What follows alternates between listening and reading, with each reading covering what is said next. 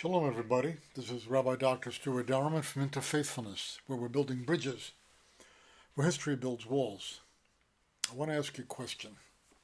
I want you to think of two families you know. One family sends their children to a religious school of some sort. And the family is not very religious, it's not very spiritually motivated, but they want their kids to get religion, so they send their kids off to school. I want you to compare that to another family you know, where perhaps the parents don't have the money for religious school, or for whatever reason, they don't do that, but the spiritual commitments of the family are very pronounced, are very embedded in the way they live from day to day, from hour to hour, from situation to situation, so that the patterns of religious life are well established in the rhythms of the family. So you have the one family that kind of offloads spirituality to a professional institution, and another family that where the spirituality is very much embedded in the practices of the home. Question: in which case are the children more likely to turn out to be spiritually committed people? I think we all know the answer to that. It's more likely more likely to happen where spirituality is a pronounced part of the home life, and we believe that here in Interfaithfulness. We talk about building bridges where history builds walls, but we also want to build spirituality in the home. We want to build a bridge to spiritual maturity. Let me share with you two quotes. This one is from a sociologist of religion, very famous man named Robert Wuthnow, and these quotes are both taken from a recent issue of Shulchan Shalanu, which is the Shabbat Home Discussion Guide that we distribute through Interfaithfulness. This comes to your home and it enables you to have productive discussion with your children and your friends around your Shabbat table. And Wuthnow wrote this in his book, Growing Up Religious. He said, "Spirituality has been most effective in shaping the values of children, and not just children, when it has been practiced at home as well as in formal organizations. In the past, people practiced spirituality at home under the most diverse and adverse conditions.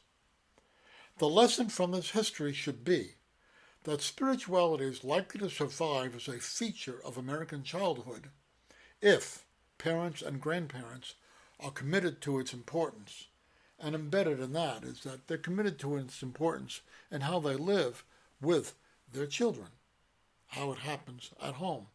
I would say that if it doesn't happen at home, it doesn't happen at all." Here's another quote from another scholar. This is a man named Joseph Hellerman, who wrote a book called When the Church Was a Family. He's talking about the early communities of Yeshua believers, the early Chavarot, the house churches. They were modeled after the Mediterranean family. Interesting. Here's what he says. For Jesus, Paul, and the early church leaders throughout the Roman Empire, the preeminent model that defined the Christian church was the strong group Mediterranean family. Strong group is an anthropological term. It means a group of people that have a strong sense of solidarity with each other, a strong sense of insider-outsider. That was the norm for Mediterranean families. It still is.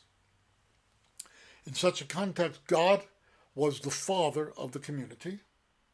Christians were brothers and sisters united to him through the same oldest brother.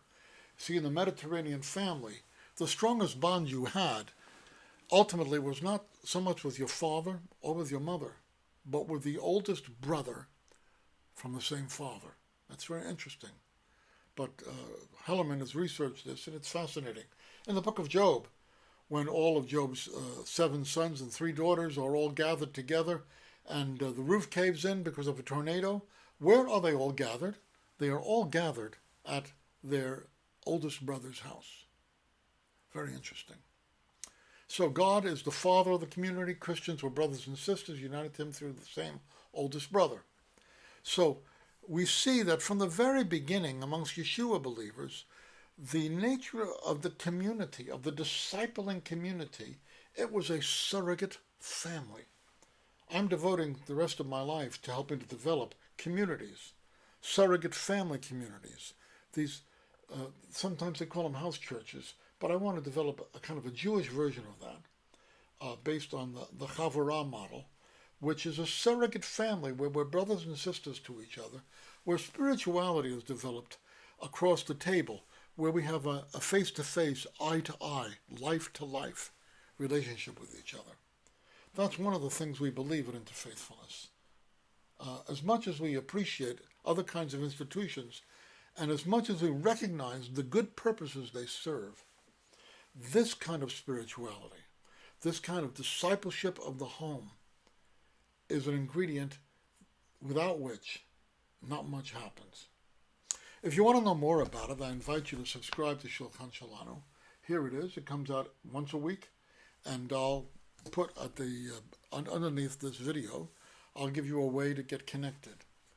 And we'll see you again here at Interfaithfulness, where we're building bridges, where history builds walls, and where, by the grace of God, we seek to build the family of God.